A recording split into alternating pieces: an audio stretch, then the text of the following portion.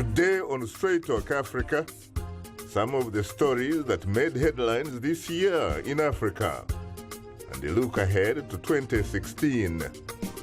Historic elections held in Nigeria and Burkina Faso. U.S. President Barack Obama paid a visit to Kenya, the homeland of his father. He also delivered a key speech at the African Union headquarters in the Ethiopian capital, Addis Ababa. Some setbacks in Burundi and the Central African Republic, and a look at Pope Francis's groundbreaking three-nation trip to Kenya, Uganda, and the Central African Republic in November. That's coming up next right here on Straight Talk Africa.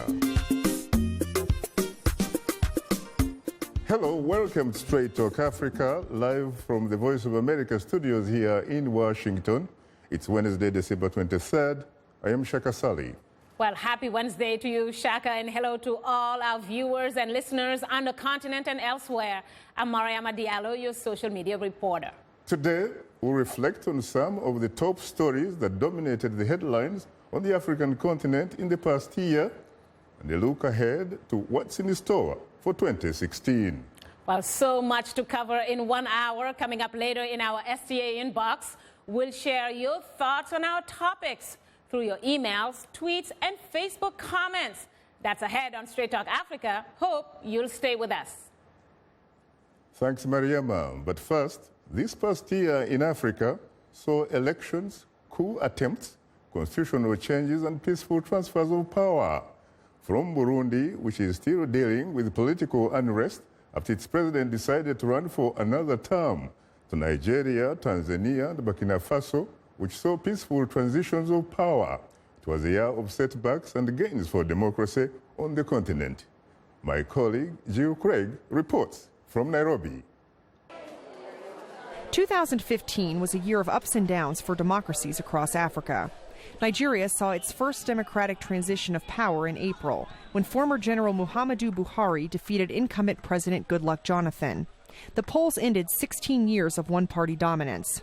In Tanzania, President Jakaya Kikwete stepped down after his constitutionally mandated 2 terms. John Magufuli was peacefully elected in October after a spirited campaign. And the former public works minister shoveled leaves and trash to mark Independence Day after canceling the usual festivities as part of efforts to abolish waste and reduce poverty. The new President Magufuli has just started on a wonderful, wonderful note, full of energy, full of optimism, full of action, less talk. So this, again, is very heartening, especially for countries like Kenya that are just next door, and for the region. Uganda goes to elections in about another month and a half. Burkina Faso dodged a coup attempt in September and went on to elect the country's first new leader in 27 years. It was a successful end to the transition after mass protests ousted longtime President Blaise Compaoré in October 2014. I would say that in terms of what we can see and the lessons we can learn in terms of democratic progress is the progressive rise of a responsible society, a society of citizens. You know, the quality of the political offer also depends on the demand, and this missing link is progressively coming by. But for these highlights, there were also lows. Burundi descended into chaos in April after President Pierre Nkurunziza made his bid for what critics say is an unconstitutional third term in office. After a May coup attempt, protesters taking to the streets, and bloody police crackdowns, Nkurunziza was re-elected in July under a haze of suspicion. Nearly 200,000 people have fled the country. The U.S. has put sanctions on 4 senior officials, both from the government and from the coup organizers, while the UN Security Council has condemned killings and torture. And still, the violence continues, as it has in South Sudan, where tens of thousands have been killed and more than 2 million forced to flee their homes since civil war flared up 2 years ago. Supporters of both President Salva Kiir and rebel leader Riek Machar have accused each other of violating a ceasefire agreement. The peace deal called for an interim administration to be in place by late November, but these plans were delayed. The new target for a transitional government is mid-January. Protests turned violent in the Republic of Congo as President Denis Sassou Nguesso held an October constitutional referendum to remove a 2-term limit in the age ceiling of 70. He won with 92% of the vote, raising suspicion among international observers. And in the Democratic Republic of Congo, President Joseph Kabila is accused of postponing the presidential election, originally set for November 2016, and attempting to amend term limits. Rwanda voted a resounding yes with 98.4% of the vote in a recent constitutional referendum to allow President Paul Kagame to run for a third term in 2017 and possibly 2 more after that. However, Eric Manga, a researcher at the University of Nairobi, thinks Africa would be better off building up institutions instead of allowing presidents to cling to power for decades at a time. It is high time Africa should forget about this issue of laying their destiny with individuals. We know that we'll always have good ones and bad ones. But if you have stronger institutions, we will be in a position to take the right path. 2016 will be another test for African democracies, with key votes expected in at least 9 countries. Jill Craig, VOA News, Nairobi. Thanks, Jill, for that interesting report. Now joining us here in our Washington studios are 2 distinguished guests. Madam Edith Sempara, a former Ugandan ambassador to the United States and the African Union. Ms. Sempara was among 7 experts nominated by UN Chief Ban Ki-moon to be part of an advisory group that conducted a policy and institutional review of the world's bodies peace-building architecture and made recommendations for 2015. Well, frankly, I have to say that I'm profoundly honored and exceedingly humbled to have the opportunity to host you on Straight Talk Africa after very many years. Very delighted, Shaka Ssali, to see you once again, growing stronger, and obviously still very much on top of issues on Africa. You're most welcome. Yeah. And Emira Woods, Associate Fellow of the Institute for Policy Studies, one of the nation's oldest progressive think tanks that works for peace, justice, and the environment based here in Washington, D.C. It's always a pleasure, of course, Emira, to host you on Straight Talk Africa. The pleasure is mine, and we see Straight Talk Africa 10 years growing stronger. Congratulations on a job well done. Thank you very much, and I hope we continue to talk straight. Later in the program, we'll give you, the audience, a chance to call and talk with our guests. The number to call is 202-619-3111, and the U.S. country code is 1. Like I said, Madam Ambassador, of course, plenipotential and extraordinary. You went on to do other things. You were a World Bank executive. And what else have you been doing lately? Actually, I had gone back to retire after 26 years in public service. I thought that was enough. I wanted to do my own things, try farming and other things. But because of the situation in Uganda, I have been forced to come back, because I believe that there is a saying that says that evil triumphs because good people do nothing. I didn't want to be one of those good people who are doing nothing. So I'm back in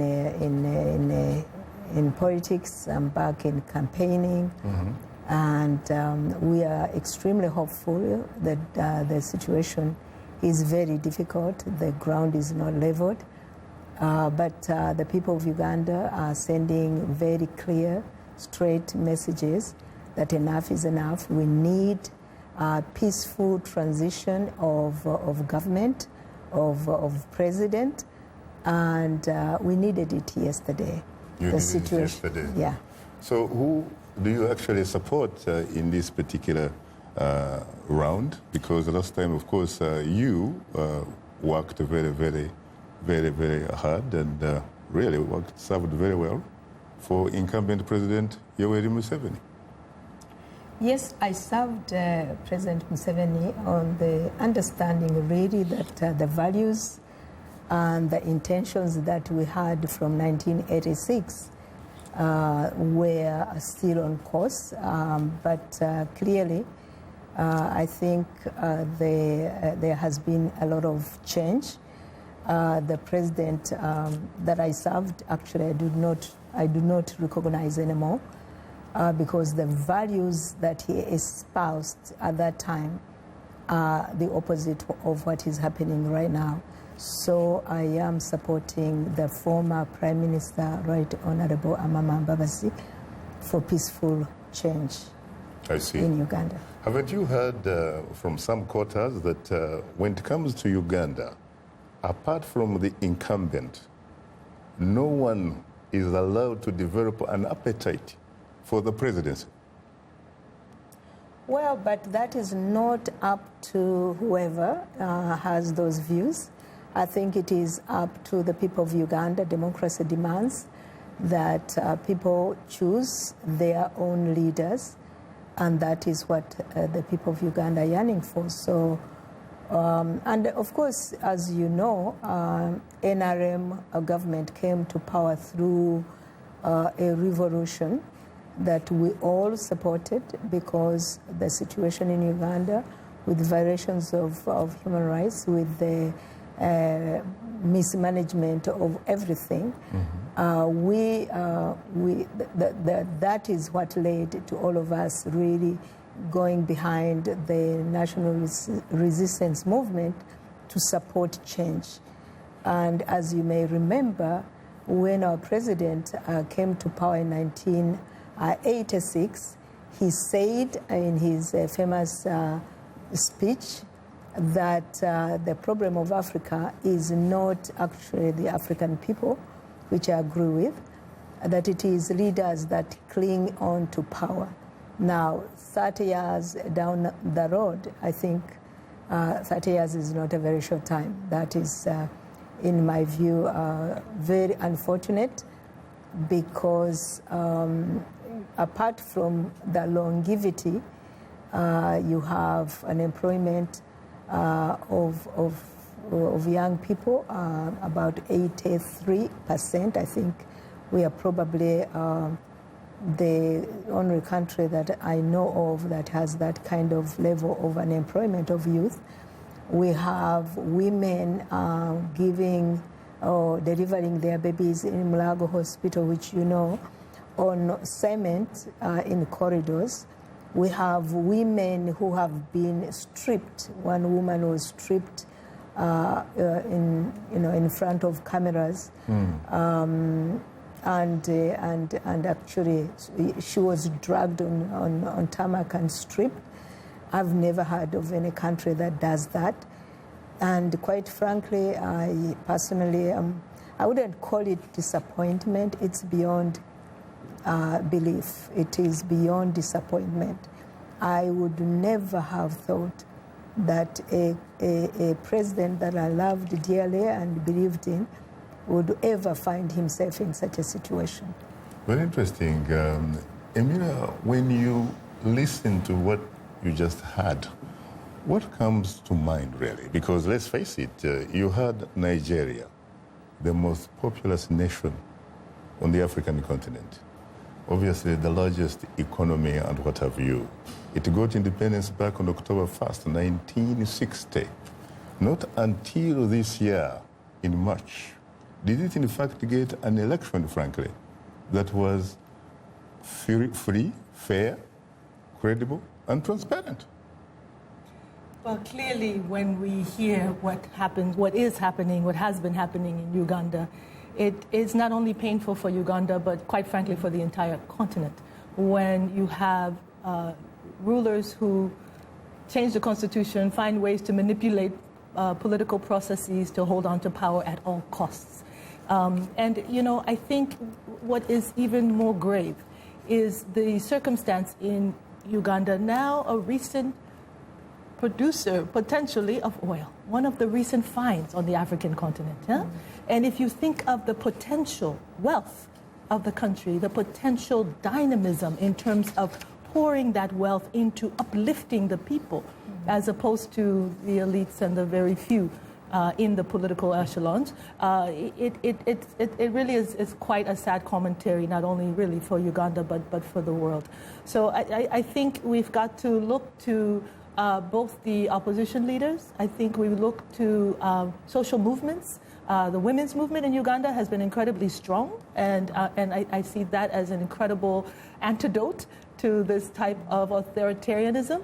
I think also, we've got to look to technologists and recognize that there are new forces coming forward in Uganda, as in Kenya and elsewhere on the continent, that will change what it means to do political organizing, to do political outreach, to do information, which is the centerpiece for democracy around the world. So I see hope in both civil society, social movements, and these technologists in bringing forward new ways to force accountability, regardless of the ways in which those who are entrenched in power try to maintain their grip on power. You know as well as I do that 1 out of 4 Africans may in fact be a Nigerian. And of course, there are pundits who have been saying over the years that if Nigeria can get it, then in fact Africa has got it. Why can't Uganda borrow a leaf from Abuja? Well, I feel like Nigeria has a lot of issues. It's far from perfect. So I would say let's borrow the leaf from Burkina Faso, where people took to the streets to demand, that people power rose up. We'll go for a break and then come back to that. Now we'll pause for a short break, and we would like to remind you that Straight Talk Africa is now on the social networking website Twitter, and we are tweeting live. Follow us at VOA Shaka. That's VOA Shaka, and join in on today's discussion with your questions and comments. Don't forget to use the hashtag VOA 2015 Africa or 2015 Africa. And we are still on Facebook. Just enter the keyword Straight Talk Africa, become a fan, and connect with other friends of the Voice of America. We'll be right back with you, so please don't go away. Let's take a quick look at Africa 2015 year in review. In February, violence in the Central African Republic forces tens of thousands of people to flee their homes to escape killings, rape, and pillaging between the Muslim Salaka rebels and the anti-Balaka Christian militias. On March 28th, Muhammadu Buhari, the All Progressives Congress candidate, defeats incumbent President Goodluck Jonathan of the People's Democratic Party to win the Nigerian presidency in a peaceful transition of power. On April 2nd, 4 masked gunmen attacked Garissa University College in eastern Kenya, killing 147 people and injuring 104. The Somalia-based Al-Shabaab terrorist group claims responsibility for the attack.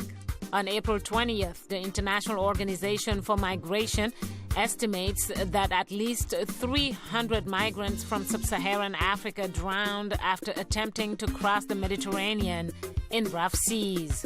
On April 25th, Burundi's ruling political party announces that incumbent President Pierre Nkurunziza will seek a third term in office, and that caused 3 weeks of unrest. On May 9th, the World Health Organization declares the Ebola outbreak in Liberia over.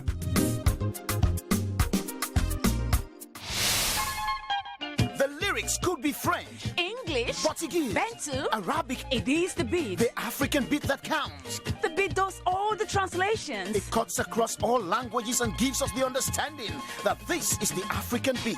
It is so distinct and adhesive. It binds us together. African beat on the Voice of America. For more information, visit our website at www.voanews.com/AfricanBeat. If you like today's show, please write and tell us what you think or give us some suggestions. Be sure to tell us what station you're tuned into. Our address, Straight Talk Africa, Voice of America, 330 Independence Avenue Southwest, Washington, D.C. 20237 USA.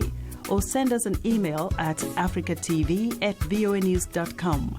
Log on to our website at voaafrica.com. Or post your comments on Facebook. Keywords Straight Talk Africa. Thank you very much, Esther Githu, you word. And of course, this is Straight Talk Africa, which is coming to you live from Washington. Now, Emira, I have to apologize to you because apparently there is no democracy in Studio 52, because if a producer tells you to go for a break, you have to go like a good soldier. For that, I hope you'll find some space in your beautiful Liberian hat. Forgive me. Without a for doubt. that. So talk about Burkina Faso and how Uganda can possibly borrow a leaf from there.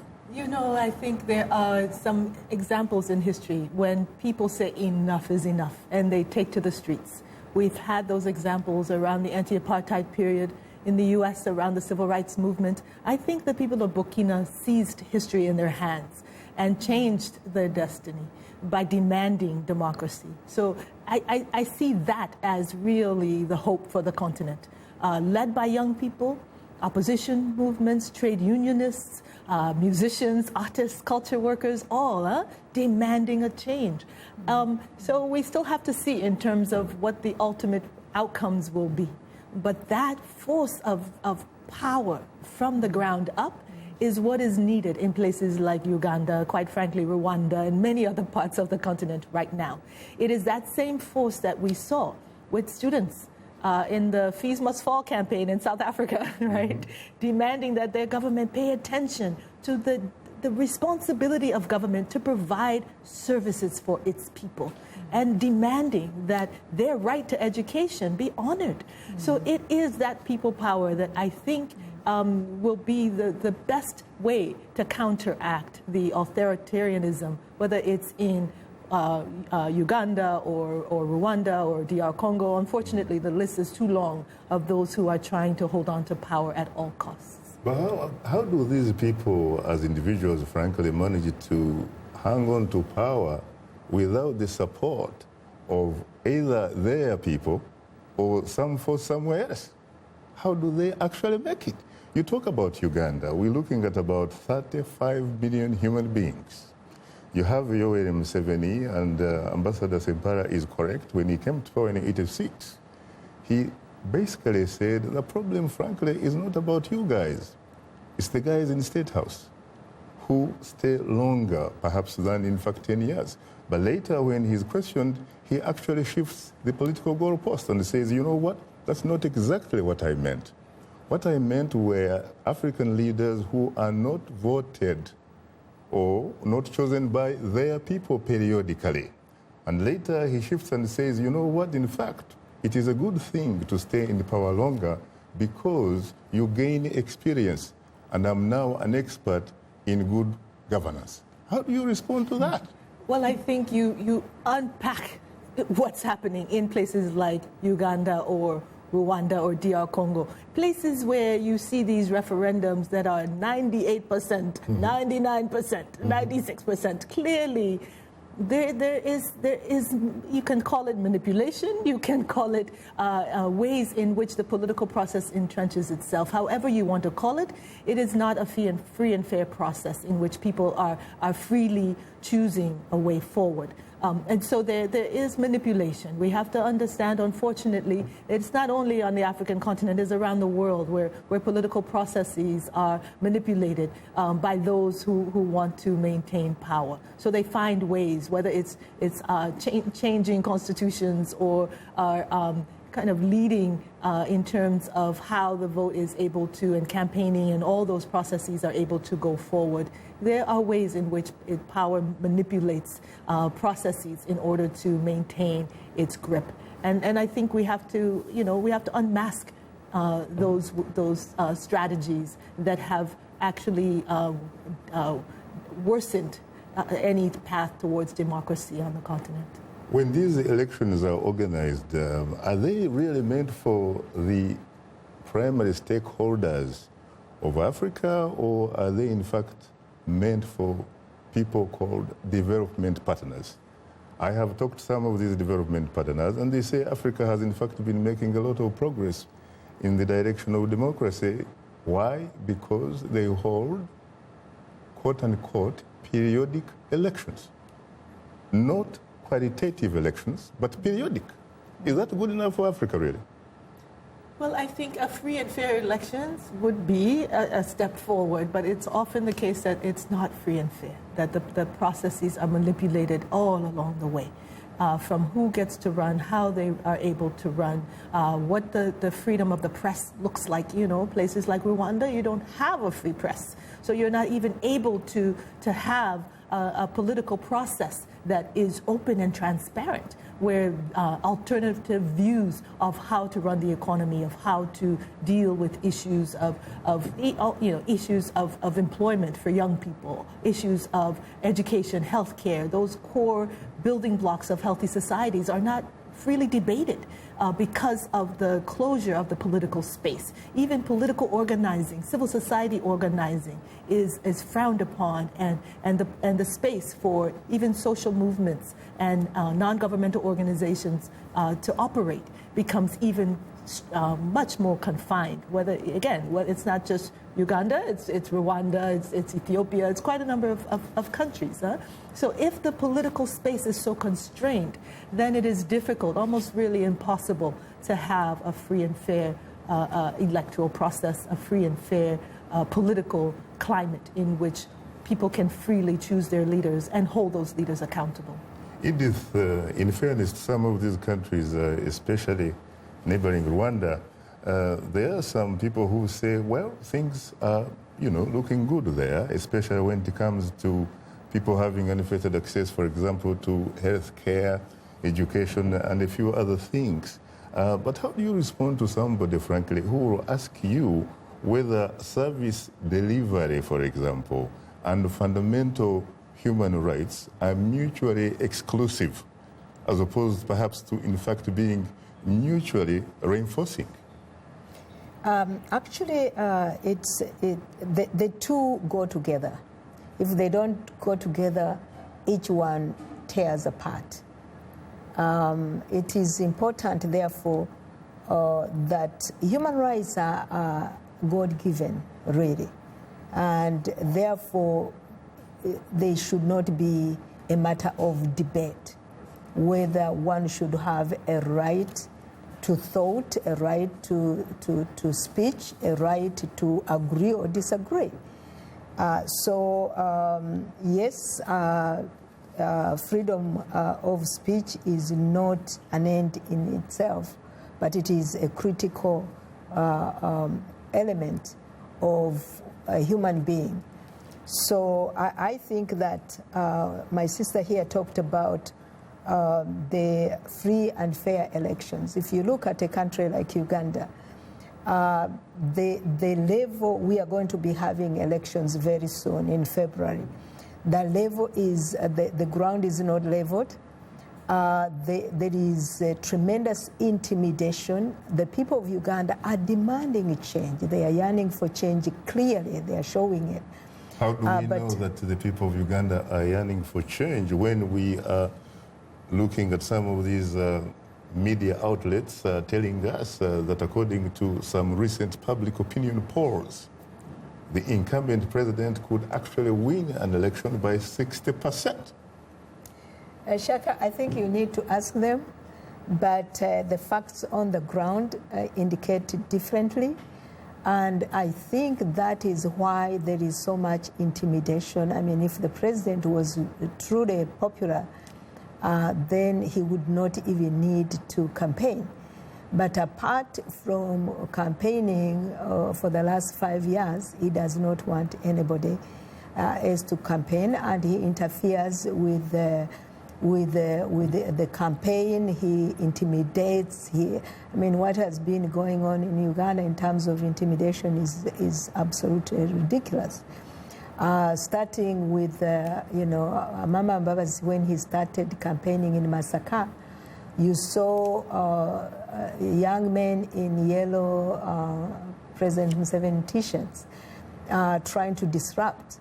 It went on to Mukono, later to Mitiana, and eventually in Fort Portal it became even more dramatic, because you probably saw the chopper, the president's chopper, landing just 1 hour before the rally.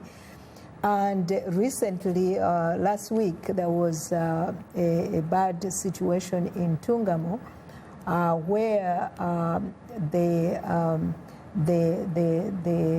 young people from President Museveni's campaign were tried, actually, they threw stones They were carrying fuel. I don't know what that fuel was meant to be for. People are saying probably they wanted to burn the candidate's car. And instead of dealing with that, we saw the Inspector General of Police actually flying in the police chopper to take them to the clinic or the hospital.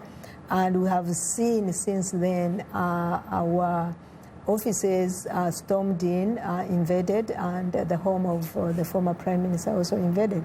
So that does not show somebody who is confident that he is loved and liked, and therefore he can easily win.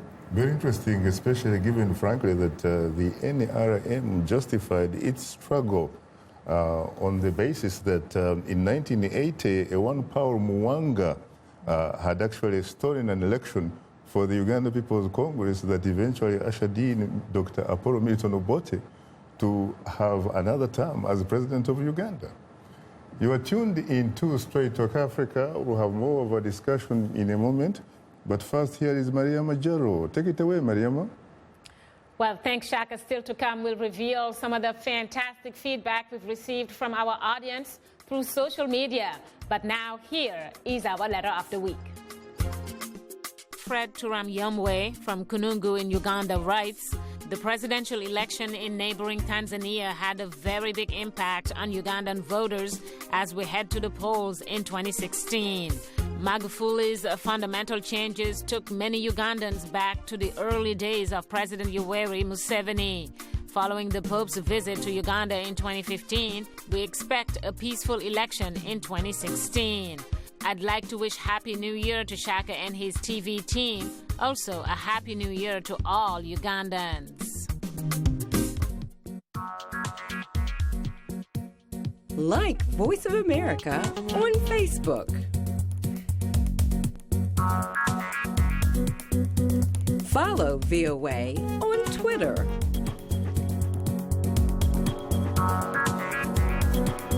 Join VOA on our YouTube channel.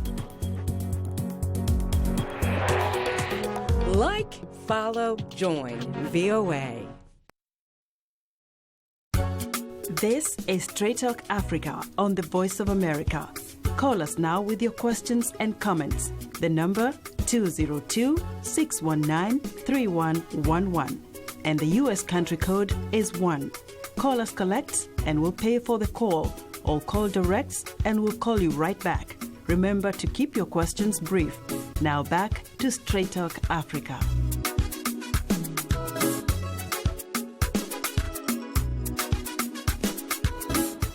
Thank you very much, Esther Gidhu-Ewart, and welcome back to Straight Talk Africa, live from Washington. Once again, it's time to bring in my colleague and social media reporter, Mariama. Take it away again, Mariama. Thanks, Shaka. 2015 was definitely a busy year in Africa. Major strides were made democratically in some countries. High-profile visits by U.S. President Barack Obama and Pope Francis. But there were major setbacks as well, with the unrest in the Central African Republic and Burundi. Also, the death of hundreds of African migrants crossing the Mediterranean Sea in search of a better life in Europe.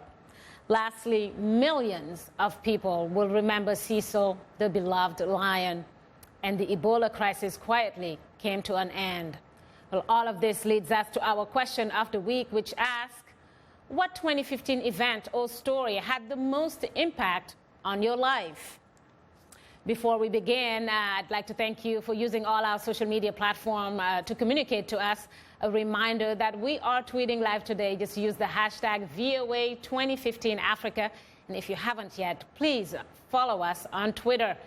Let's go to a tweet right now from Alphonse Priera in London, who says that for him, it's the declaration of Gambia as an Islamic state by President Yahya Jammeh without any mandate.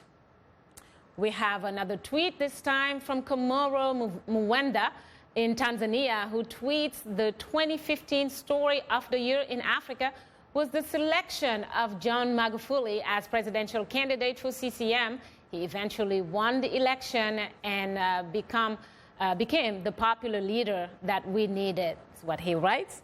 Well, let's now turn to our Facebook followers and go to a comment from Mohammed Ahmed Mansour in Monrovia, Liberia, who writes, "The 2015 events that had the most impact on my life occurred when Saudi Arabia's SPA state-run news agency reported that at least 769 people had been killed in a stampede, with 900 others injured. Also, after 2 weeks of intense international diplomacy, a historic agreement targeting climate change was made in Paris." Merry Christmas to the entire crew of Straight Talk Africa. May the new year be filled with joy, happiness, and prosperity. Well, thank you, Mohammed, for all the well wishes, and straight back at you. And many thanks for being such a loyal follower of our programs. Shaka and guests, your take on these comments. Interesting. Emira, your reaction? Yes, I think both of these, all the social media platforms reveal that people are paying attention on the continent to issues of democracy, to issues of the migrants, both the migrants risking their lives to go to Europe to find a better life for their families, as well as those who were in Saudi Arabia and lost their lives. So I think people on the continent are paying attention. These issues are touching their hearts. And, you know, the hope is still there on the continent. I think that's what I think all of the comments remind us, that regardless of how people are experiencing all the challenges, there is still tremendous hope for this new year, for electoral processes still to come, for an economy that works for all, for climate change. I wanted to actually applaud that last comment made, I think it was on Twitter, about the climate change conference, because I do think that was a shining example of African governments actually providing the leadership that the world needed, understanding that the planet is in peril. It was African leaders that were at the forefront, forcing the international community to actually commit to this 1.5 degree Celsius, no more than a 1.5 degree Celsius increase in terms of global warming and climate change, when the world was focused on 3 degrees, right? So it was African leadership that forced the issue that actually led to an agreement in Paris. And so I just wanted to pull that out of all the other comments made in the social media reactions, because I do think that was an extraordinary example of African leadership for the world on an issue that is critical for the survival of the planet. Talking about climate change, Emira, I know that you have lived in this town for many, many years.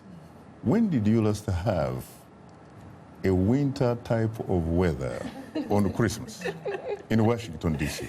I don't think ever. It feels much more like Monrovia today and in these days before the Christmas than it normally does here in Washington, D.C. So clearly it is not only the floods and the rising sea levels, whether it's Monrovia or Dakar or Accra, all of our capital cities are on these coasts that are in peril. And so it's not only there that we have the immediate reminders of climate change and global warming, but it's even here in Washington, D.C., when the temperature is balmy and you don't even need a jacket, really, in spite of the calendar date so close to the Christmas holiday. It is, in fact, supposed to be in the high 70s Fahrenheit tomorrow, right here in the nation's capital. Mariama, do you have any more feedback to share with our audience, please? Well, a quick comment on this temperature. I think my daughter was hoping for a white Christmas, but I think we're going to be in Washington. We're going to be having a Dakar kind of weather. Maybe we don't feel so bad for not going to Senegal for the Christmas holidays. But let's move on to a posting this time from Justin Moremi in Dar es Salaam, Tanzania, who writes, "This year was highlighted with the strongest of events, both exciting and painful, including the rise of ISIS in the Middle East, Tanzania's election, and the migration crisis that has seen a lot of people die while attempting to cross the Mediterranean Sea from North Africa. One man lost his entire family his wife, and 7 children.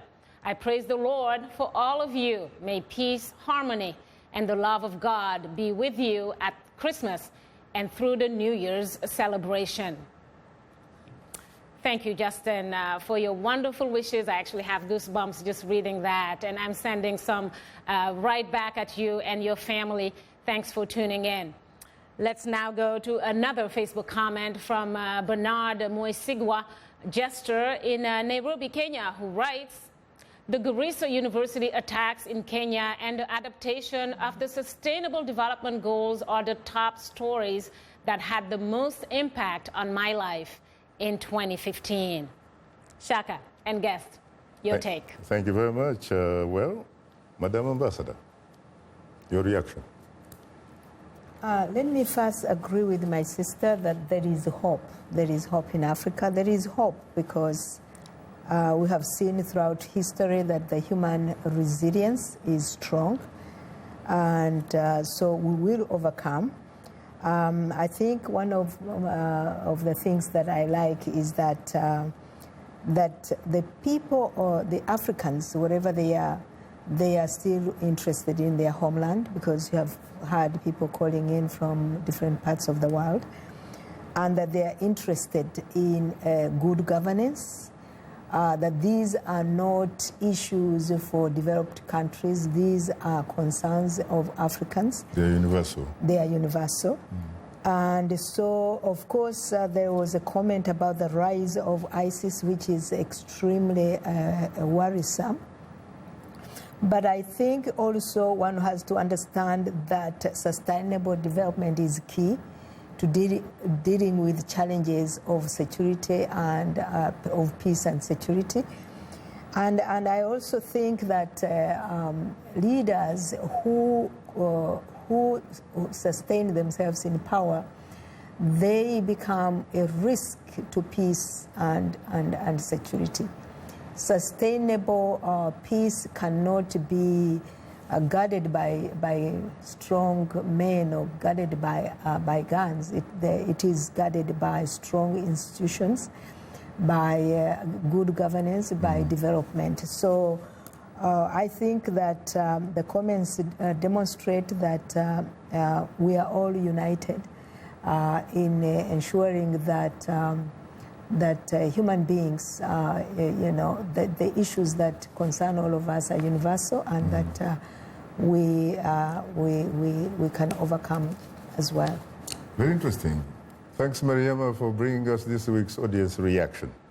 Well, thanks, Shaka. That will do it for today's social media segment. Just a reminder that we appreciate all the feedback, whether it's in social media form or using other means to communicate to us. And a big thank you for being with us yet another year. We appreciate your loyalty and wish you the most joyful and wonderful holiday season. And if you are a new fan and just want to join the Straight Talk Africa family and friends, just drop us a line at africatv@voanews.com. Once again, our email address is africatv@voanews.com, or post your comment on our Facebook page. Just enter the keywords Straight Talk Africa. Be sure to visit us online at voaafrica.com, or you can join our YouTube channel. Sign up to VOA TV to Africa and follow us on Twitter at VOA Shaka. A reminder that the show is streaming live every Wednesday. Go to VOA Straight Talk Africa TV program page on your website, or simply watch us on your mobile device. Just download the VOA mobile app. Now let's take a look at what's on tap for next week's program. Next week on Straight Talk Africa, Pope Francis recently took his message of religious tolerance to Kenya, Uganda, and the Central African Republic. We'll discuss interfaith solutions to combat religious intolerance and extremism.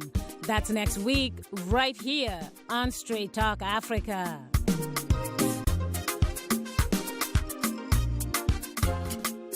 Once again, let's take a look at Africa 2015 Year in Review. On July 23rd, Burundi's Electoral Commission announces that incumbent Pierre Nkurunziza has won the presidential election with 69% of the vote. On July 30th, U.S. President Barack Obama made his first trip to his father's homeland, Kenya, as president to participate in the Global Entrepreneur Summit.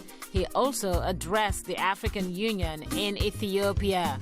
On October 25th, John Magufuli is elected the 5th president of Tanzania, defeating former Foreign Minister Edward Lowassa with 58% of the vote.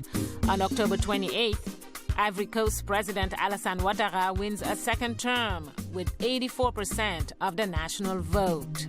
On November 7th, Sierra Leone was declared Ebola-free after a year and a half and more than 14,000 cases.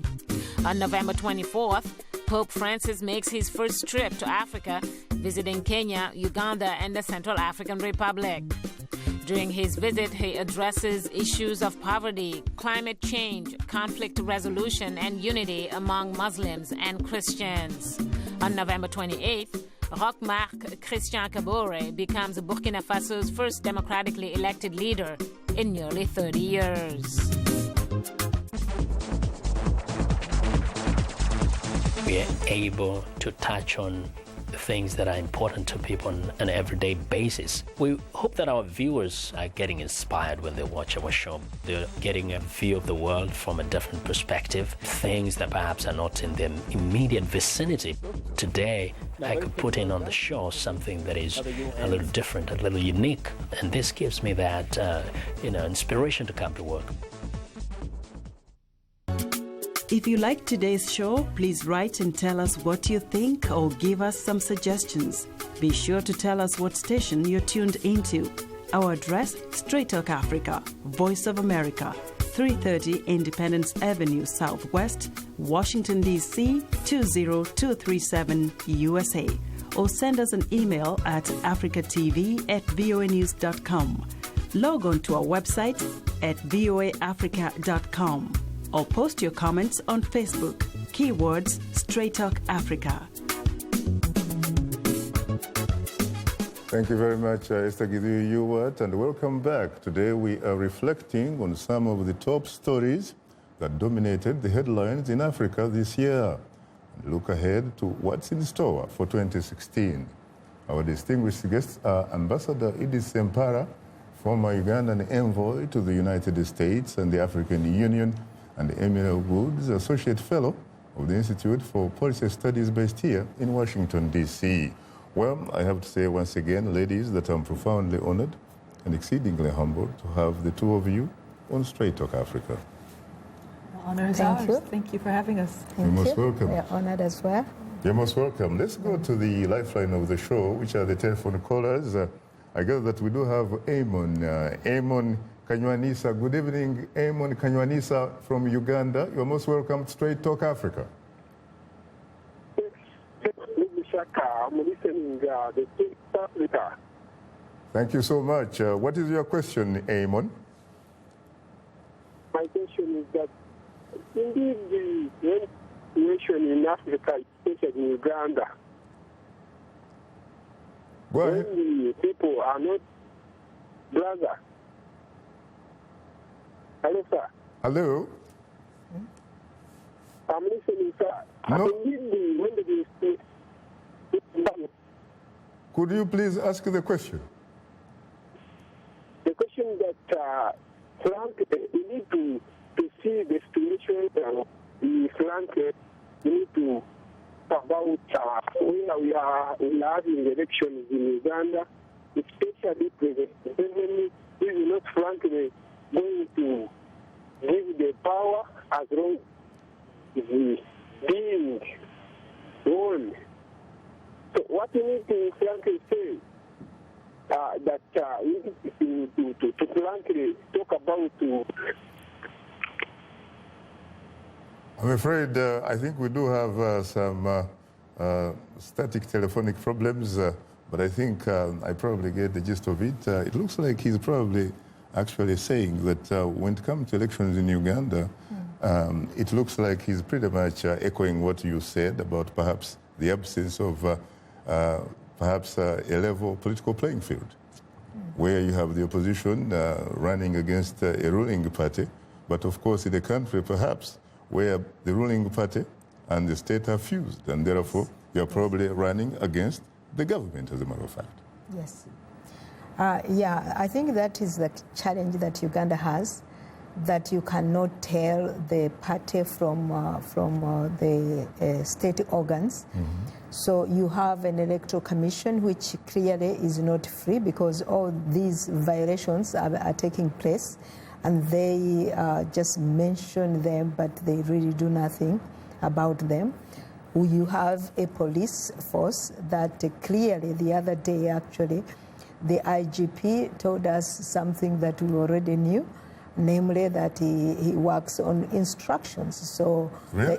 Yes, he did say it was in the newspaper. General Kari Kaihura, a man who studied law, yes, both at the Makerere and the London School of Economics? Yes, but unfortunately, I think what he has been saying is that really he's under command to do what he needs to do.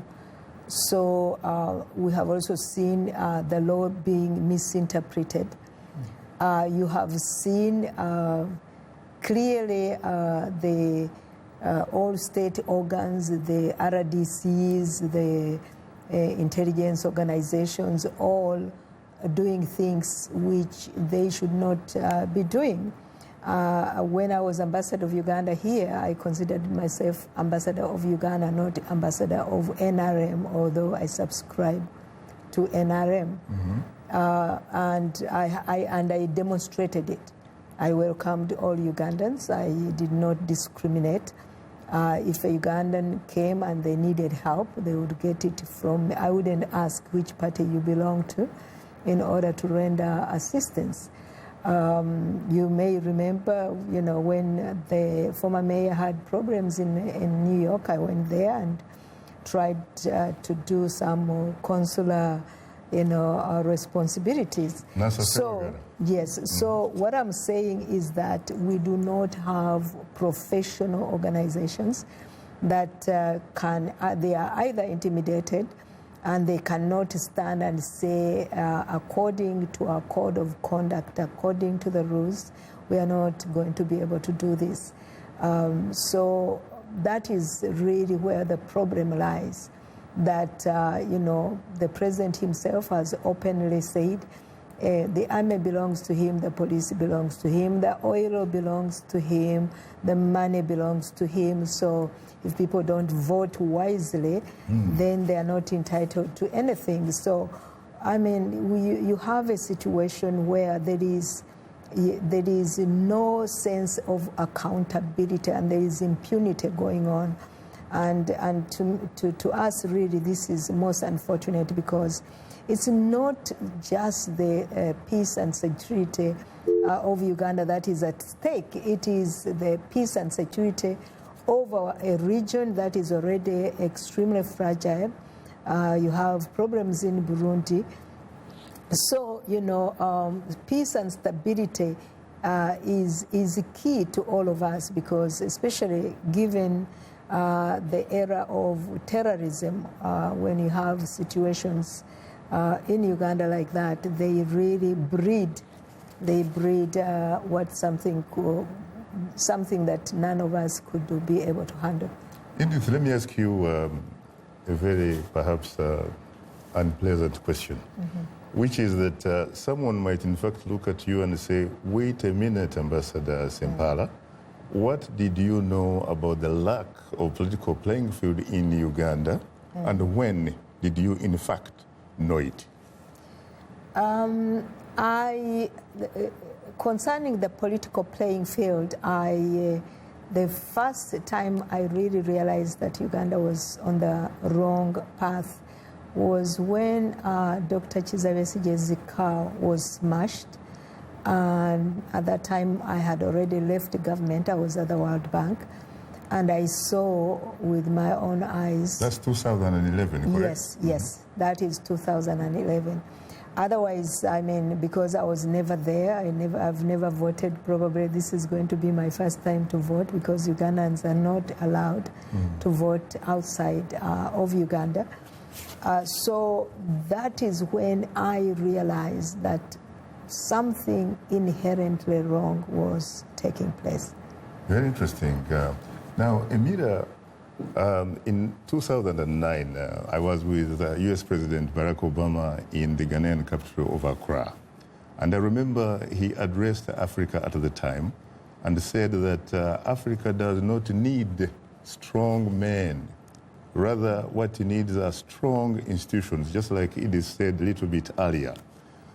Sometime during the summer this year, he also went to the de facto capital of Africa, Addis Ababa, and said pretty much the same thing. In fact, he was wondering about people he characterized as life presidents.